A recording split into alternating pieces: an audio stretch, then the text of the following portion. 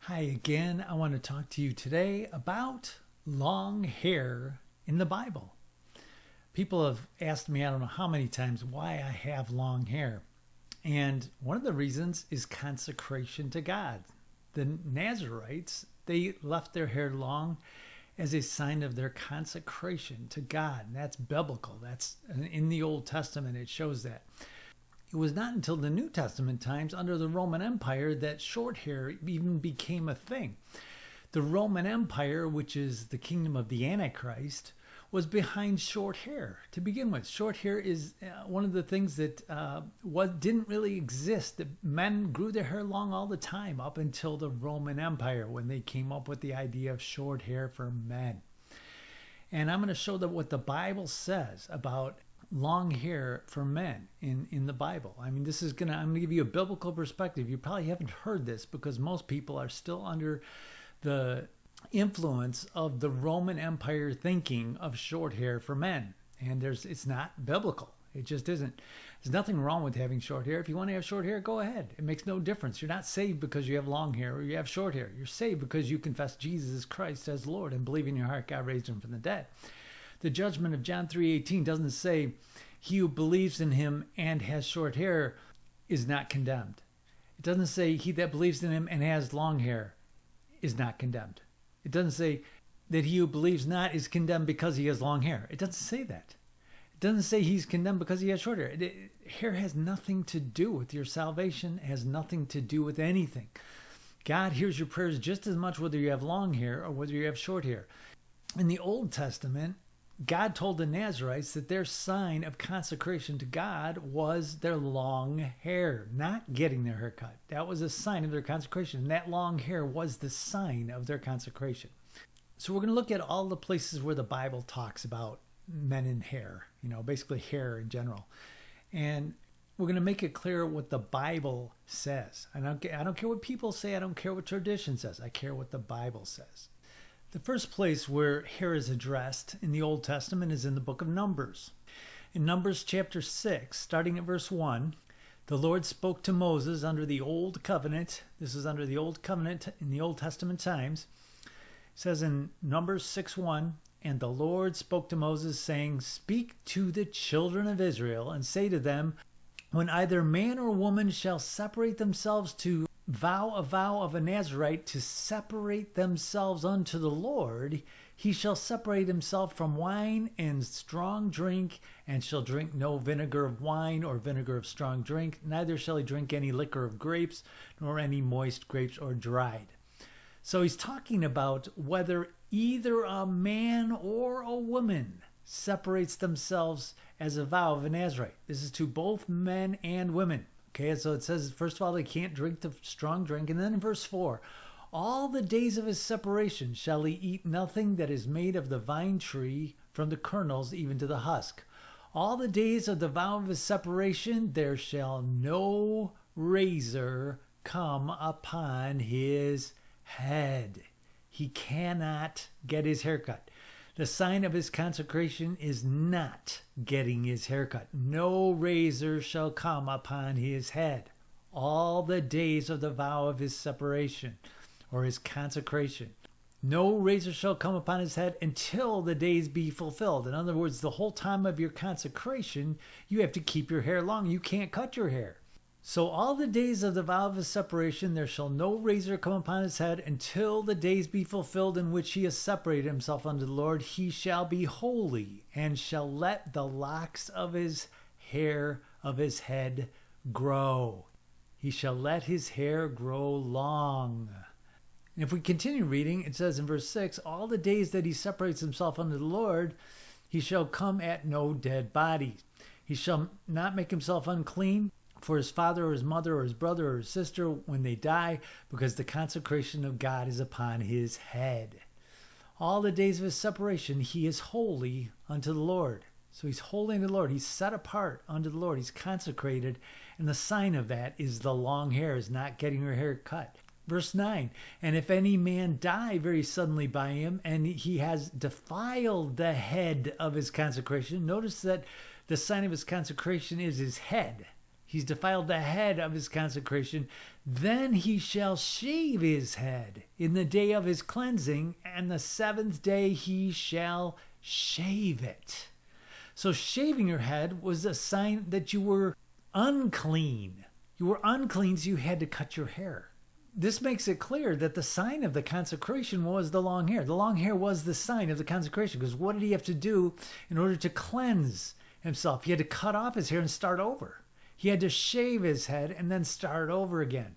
So the sign of the consecration, here in verse 5, all the days of the vow of his separation or consecration, there shall no razor come upon his head until the days be fulfilled in which he separates himself unto the Lord. He shall be holy or set apart, and shall let the locks of the hair of his head grow. So this is the first mention of anything to do with hair in the Bible, and it is consecration to God. It is something God commanded. God said not to cut your hair if you were separating yourself into God. And he said this applied to both men and women. You notice it said, when either man or women shall separate themselves as a vow of a Nazarite. So both men and women were not allowed to cut their hair. They had to let the locks of their hair grow as a sign of their consecration as a Nazarite. In the book of Judges, we see the story of Samson and Delilah. Samson was a Nazarite, and Delilah was trying to find out the reason for Samson's strength, because he had supernatural strength. Even though he wasn't muscle-bound and didn't have outward signs of strength, he was very strong. He did supernatural feats of strength. And this was obviously something that was supernatural. It was not something that he did by his own strength. He didn't have huge muscles or anything. He was doing things by the anointing of God, by the power of God. And Delilah was trying to find out his secret. The Philistines were trying to find out Samson's secret because he was devastating the Philistines. And they used Delilah to try to get the truth out of him. And Delilah got Samson to confess what the reason for his strength was in verse 17 of chapter 16 of Judges. Samson told Delilah all his heart, and he said to her, there has not come a razor upon my head, for I have been a Nazarite unto God from my mother's womb. If I be shaven, then my strength will go from me, and I shall become weak and be like any other man. So here we see that Samson's strength was not because of muscles or anything. Otherwise, his strength wouldn't have left him when his hair was cut. Obviously, the muscles had nothing to do with it. He was strong by the Spirit of God. And notice that it was because he was a Nazarite. He was a Nazarite. He was consecrated to God. No razor had come upon his head. His hair was never cut. He had very long hair. It was never cut. So what did Delilah do? Delilah cut off the locks of his head, and his strength went from him when his hair was cut. In other words, the hair was the sign of his consecration to God. In the book of Jeremiah, and in chapter 7, and starting at verse 28, God is speaking to Jeremiah, and he says, but you shall say unto them, this is a nation that obeyed not the voice of the Lord their God, nor received correction. Truth is perished, and is cut off from thy mouth. Cut off your hair, O Jerusalem, and cast it away, and take up a lamentation on high places, for the Lord has rejected and forsaken the generation of his wrath. So here we see that this is a prophecy being given to Jerusalem, and because they've disobeyed God, and because they're of a nation that have not obeyed the voice of the Lord, God tells them, cut off your hair, O Jerusalem, and cast it away, and take up a lamentation. In other words, you would cut off your hair as an expression of lamentation. In other words, cutting off your hair is something that is naturally not a good thing. It's not something that is honorable for someone to cut off their hair, because they do it as a sign of lamentation.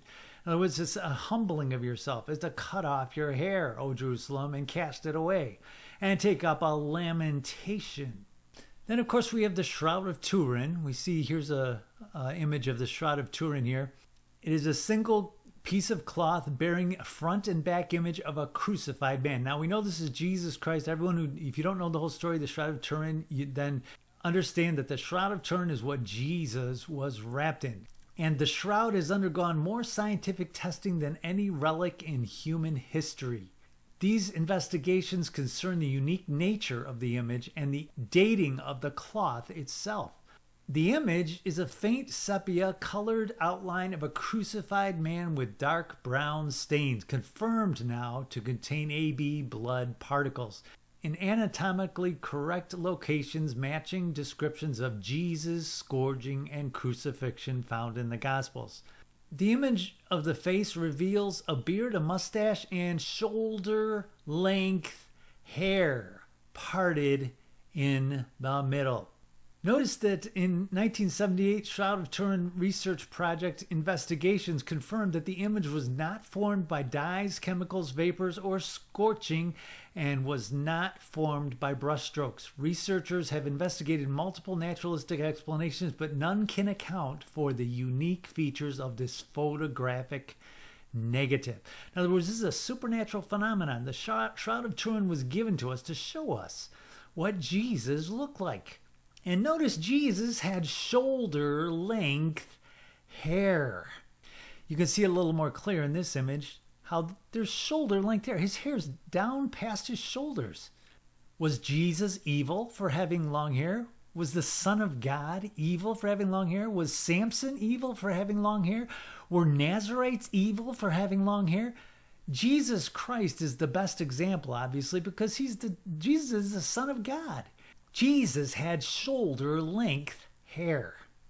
In Acts chapter 18, verse 18, and Paul after this tarried there yet a good while, and then took his leave of the brethren, and sailed to Syria, and with him Priscilla and Aquila, having shorn or shaved his head in Cenchrea, for he had a vow. So even Paul, we see he had to have a reason to get his hair cut. He didn't just get his hair cut, he had to have a reason. He had a vow. In other words, there's a reason he got his hair cut. 1 Corinthians chapter 11. We see the bad interpretation given here by the King James Version, but we'll read it anyway. It says in verse 14, doth not even nature itself teach you that if a man have long hair, it is a shame to him?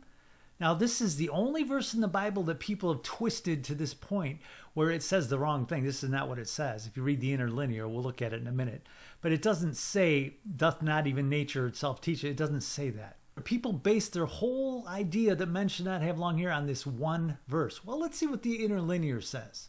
1 Corinthians 11:14 in the interlinear says, not even nature itself does teach you that a man, if he has long hair, it is a dishonor to him. Not even nature itself. Now, this is very obvious. What does hair do? It grows. Hair grows. So this doesn't say that it is a dishonor to a man to have long hair. It says not even nature itself teaches you that man is dishonored if he has long hair. Not even nature teaches you that.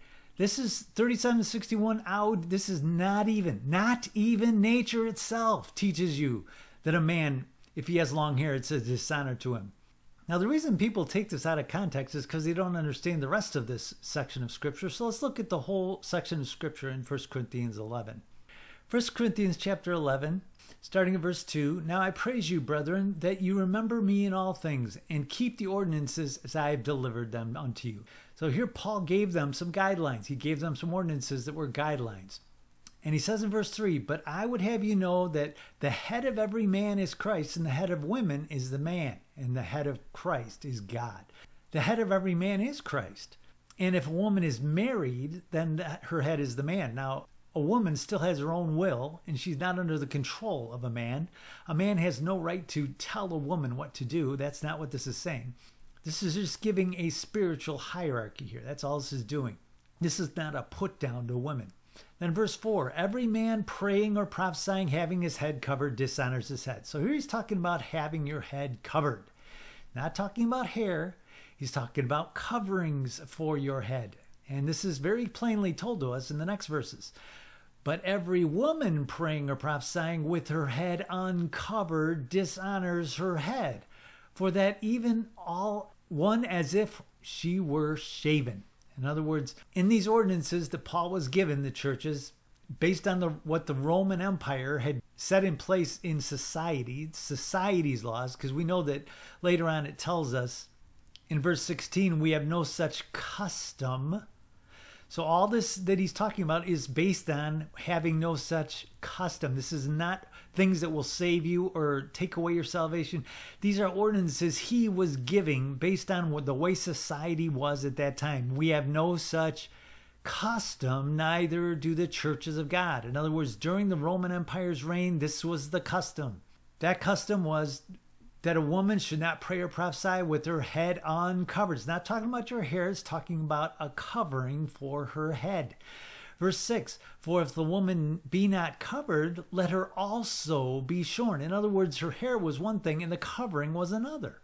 Because if her head was not covered, let her also. In other words, her head wasn't shorn.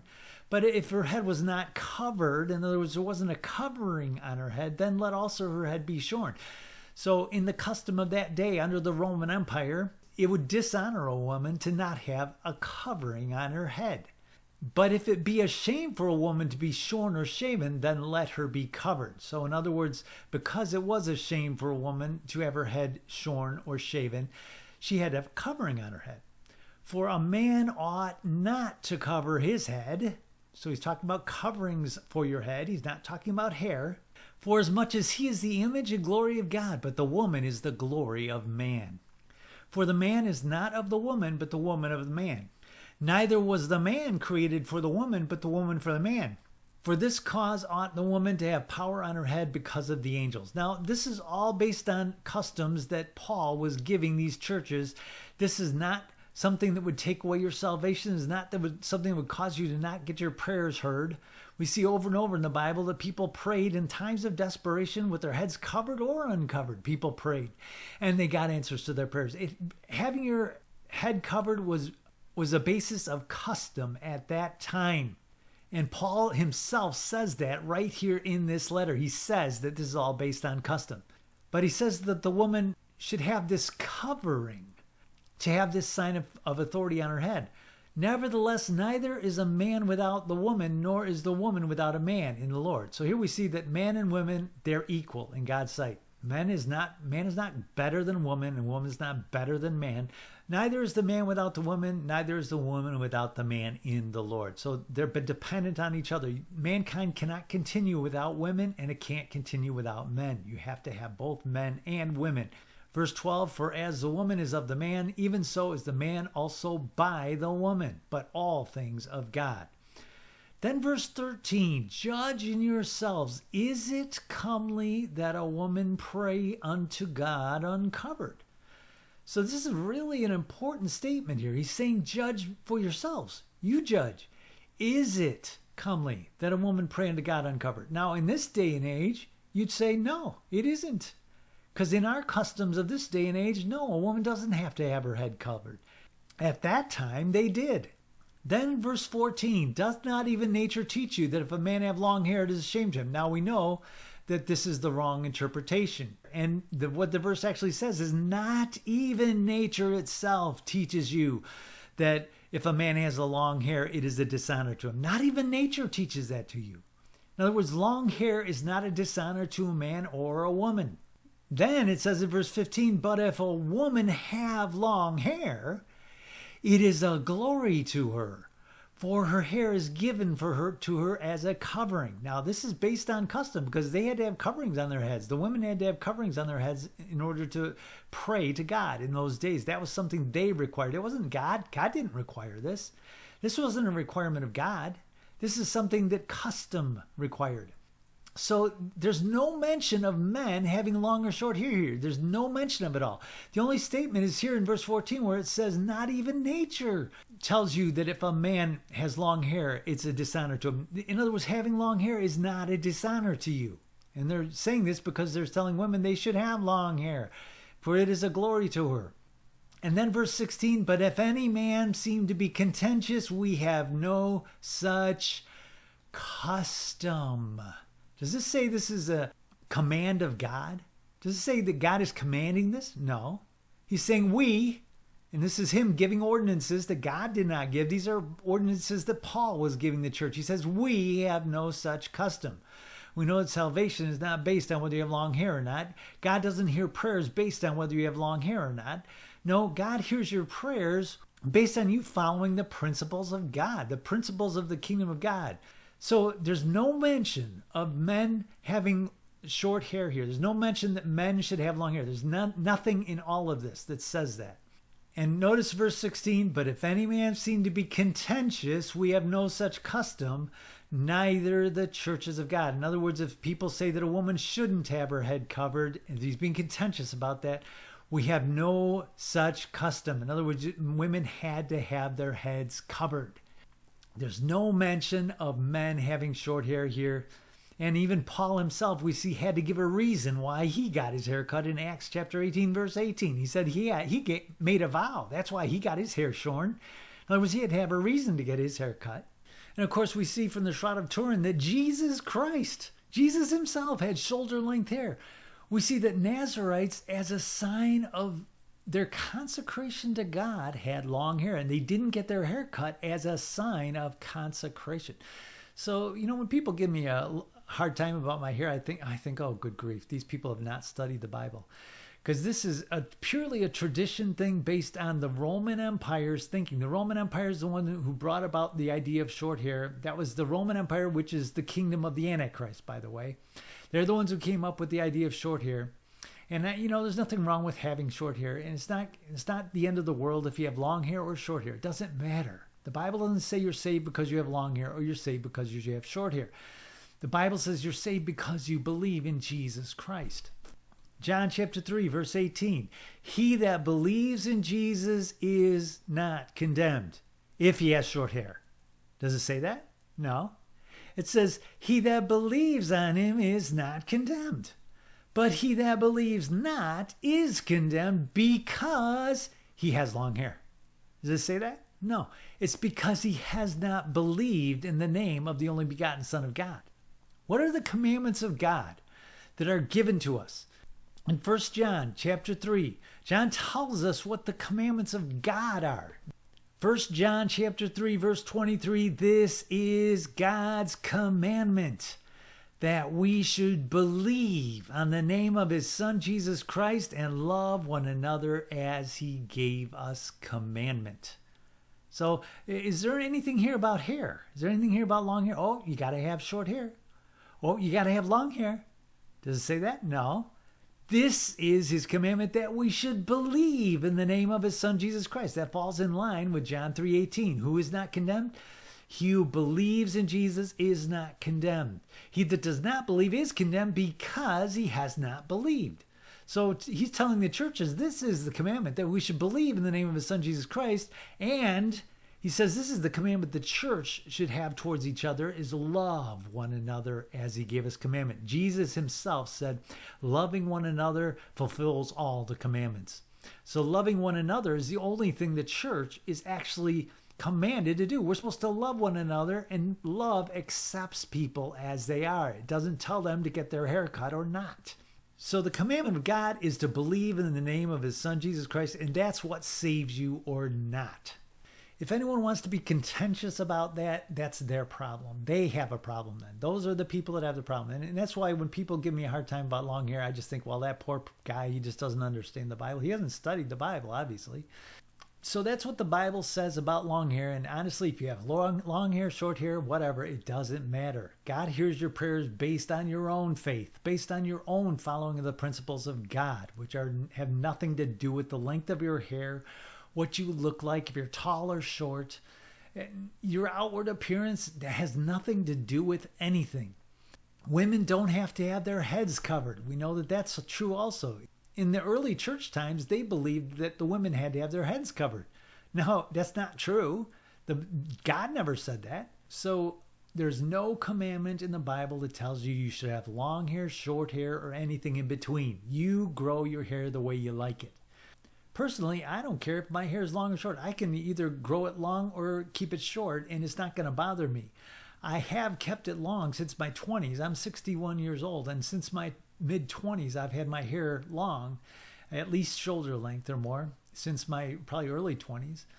And I've done that out of my own choice, and I do that as an expression of my consecration to God. But if I get my hair cut, that's not the end of the world. That doesn't mean I'm not still consecrated to God. Of course, your hair has nothing to do with it. I'm just doing it personally as an expression of consecration. And if I get my hair cut, which I probably will sometime in the future, when I get my hair cut, that's not going to make any difference whatsoever. I will still be consecrated to God, but my long hair right now is a sign of my consecration to God, just like the Nazarites had their hair long as a consecration to God. If I get my hair cut short, it'll be as a sign of consecration to God. But the way God told the people in the Old Testament to show their consecration was by growing it long. And that's why I tend to lean more towards the long hair. Even though it doesn't make a difference, I know that having your hair long is not going to make you any more holy than anyone else. No, we're all the same. All have sinned and fallen short of the glory of God, and we're all justified freely by His grace, His unmerited favor. If the favor of God was merited, in other words, you had to have long hair or short hair, God would have told us that. But He told us that it's the grace of God that saves us. It's unmerited favor. In other words, you don't deserve it. Whether your hair is long or short, you don't deserve it. You don't deserve the grace of God that is given to you. It's a gift. The righteousness of God that is given to us is a gift. So that's my message for today. Thanks for watching.